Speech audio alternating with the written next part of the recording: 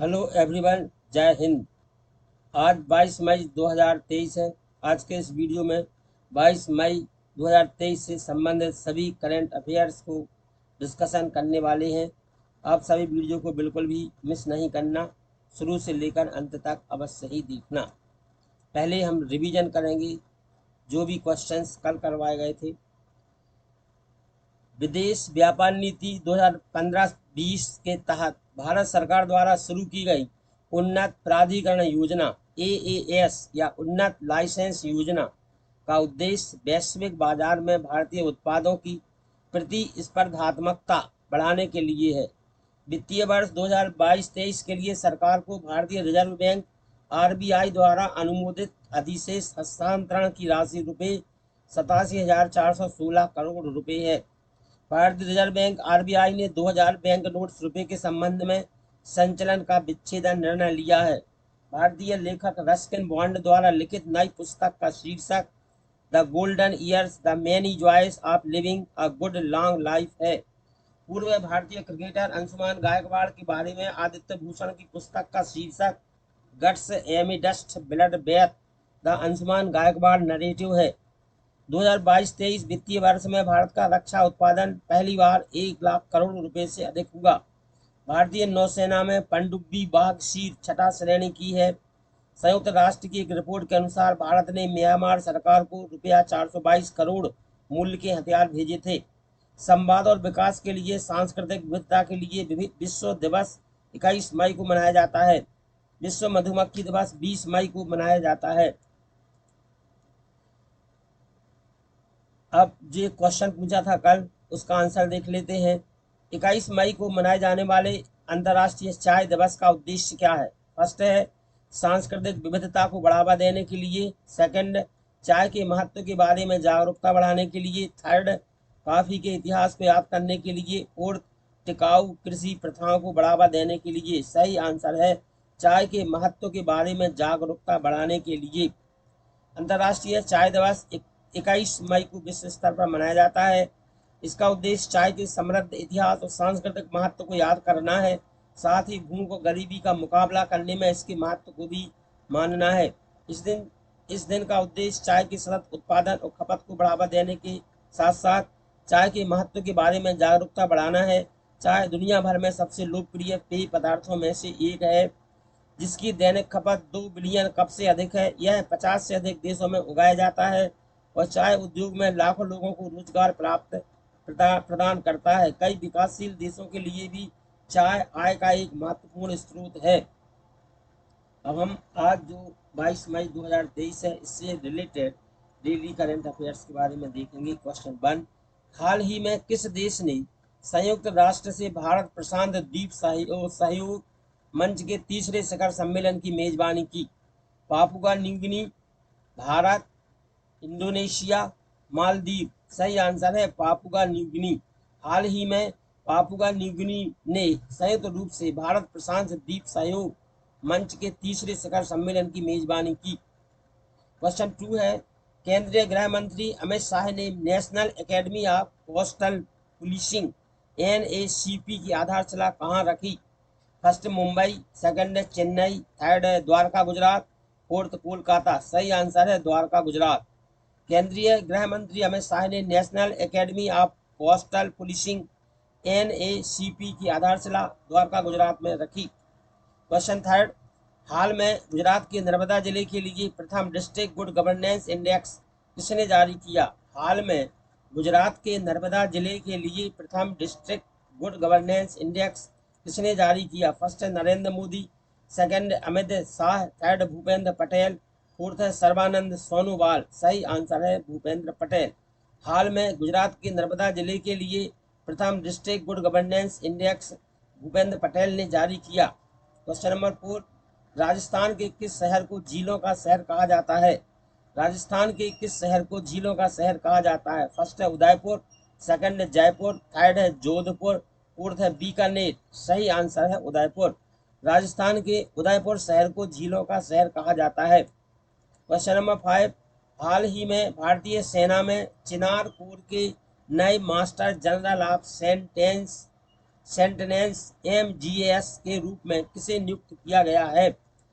First option है Amardeep Singh Surya, second है Manoj Mukund Naravane, third है बिपिन रावत, फोर्थ है अमरदीप सिंह आहूजा। सही आंसर है अमरदीप सिंह सूर्या, अमरदीप सिंह सूर्या। हाल ही में भारतीय सेना में चिनार कोर के नए master general of sustenance MGS के रूप में अमरदीप सिंह सूर्या को नियुक्त किया गया है। क्वेश्चन 6, प्रत्येक वर्ष किस दिन को अंतर्राष्ट्रीय चाय दिवस के रूप में मनाया जाता है?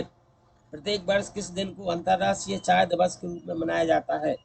फर्स्ट ऑप्शन 21 मार्च, सेकंड ऑप्शन 21 मार्च मई, थर्ड ऑप्शन 21 अप्रैल, फोर्थ ऑप्शन 21 जून। सही आंसर है 21 मई। क्वेश्चन 7, प्रधानमंत्री मोदी ने हाल में कहां अंतर्राष्ट्रीय संग्रहालय एक्सपो का उद्घाटन किया? प्रधानमंत्री मोदी ने हाल में कहां अंतर्राष्ट्रीय संग्रहालय एक्सपो का उद्घाटन किया? फर्स्ट मुंबई, सेकंड नई दिल्ली, थर्ड कोलकाता, फोर्थ बेंगलोर। सही आंसर है इसका नई दिल्ली। तो प्रधानमंत्री मोदी ने हाल में नई दिल्ली में अंतर्राष्ट्रीय संग्रहालय एक्सपो का उद्घाटन किया। क्वेश्चन 8, हाल में किस नीति के तहत भारतीय रिजर्व बैंक RBI ने 2000 रुपए के नोटों को वापस लेने का निर्णय लिया है? हाल में किस नीति के तहत भारतीय रिजर्व बैंक RBI ने 2000 रुपए के नोटों को वापस लेने का निर्णय लिया है? फर्स्ट है स्वच्छ नोट नीति, सेकंड मुद्रा प्रतिस्थापन नीति, थर्ड है विमुद्रीकरण नीति, फोर्थ है डिजिटल भुगतान नीति। सही आंसर है इसका स्वच्छ नोट नीति। तो हाल में स्वच्छ नोट नीति के तहत भारतीय रिजर्व बैंक RBI ने 2000 रुपए के नोटों को वापस लेने का निर्णय लिया है। क्वेश्चन 9, हाल में स्वास्थ्य एवं परिवार कल्याण मंत्री किसे नियुक्त किया गया है? हाल में स्वास्थ्य एवं परिवार कल्याण मंत्री किसे नियुक्त किया गया है? First Narendra Modi, second Amit Shah, third है SP सिंह बघेल, फोर्थ है सर्बानंद सोनोवाल। सही आंसर है इसका SP सिंह बघेल। तो हाल में स्वास्थ्य एवं परिवार कल्याण मंत्री SP सिंह बघेल को नियुक्त किया गया है। क्वेश्चन 10, केंद्र सरकार ने हाल में राष्ट्रीय राजधानी क्षेत्र दिल्ली के लिए कौन सा संशोधन विधेयक जारी किया है? केंद्र सरकार ने हाल में राष्ट्रीय राजधानी क्षेत्र दिल्ली के लिए कौन सा संशोधन विधेयक जारी किया? फर्स्ट ऑप्शन राष्ट्रीय राजधानी क्षेत्र संशोधन विधेयक, दिल्ली राज्य पुनर्गठन विधेयक, राष्ट्रीय राजधानी क्षेत्र संशोधन विधेयक, दिल्ली राज्य का दर्जा संशोधन विधेयक। सही आंसर है इसका राष्ट्रीय राजधानी क्षेत्र संशोधन विधेयक। तो केंद्र सरकार ने हाल में राष्ट्रीय राजधानी क्षेत्र दिल्ली के लिए राष्ट्रीय राजधानी क्षेत्र संशोधन विधेयक जारी किया है। क्वेश्चन नंबर 11, हाल में स्वास्थ्य मंत्रालय ने नई दिल्ली में किन संस्थानों के साथ समझौता किया है? हाल में स्वास्थ्य मंत्रालय ने नई दिल्ली में किन संस्थानों के साथ समझौता किया है? फर्स्ट है भोपाल और भुवनेश्वर, सेकंड है भोपाल भुवनेश्वर पटना और 6 एम्स संस्थान, थर्ड है भुवनेश्वर और पटना, फोर्थ है भोपाल पटना और 6 एम्स संस्थान। सही आंसर है भोपाल भुवनेश्वर पटना और 6 एम्स संस्थान। तो हाल में स्वास्थ्य मंत्रालय ने नई दिल्ली में भोपाल भुवनेश्वर पटना और 6 एम्स संस्थानों के साथ समझौता किया है। क्वेश्चन 12, हाल में श्रीलंका में कितने स्कूली बच्चों को महात्मा गांधी छात्रवृत्ति प्रदान की गई? हाल ही में श्रीलंका में कितने स्कूली बच्चों को महात्मा गांधी छात्रवृत्ति प्रदान की गई? फर्स्ट ऑप्शन है 100, सेकंड है 200, थर्ड है 300, फोर्थ है 400। सही आंसर है 300। हाल में श्रीलंका में 300 स्कूली बच्चों को महात्मा गांधी की छात्रवृत्ति प्रदान की गई। क्वेश्चन नंबर 13, हाल में किसने नई दिल्ली में राष्ट्रीय आयुष मिशन सम्मेलन का उद्घाटन किया?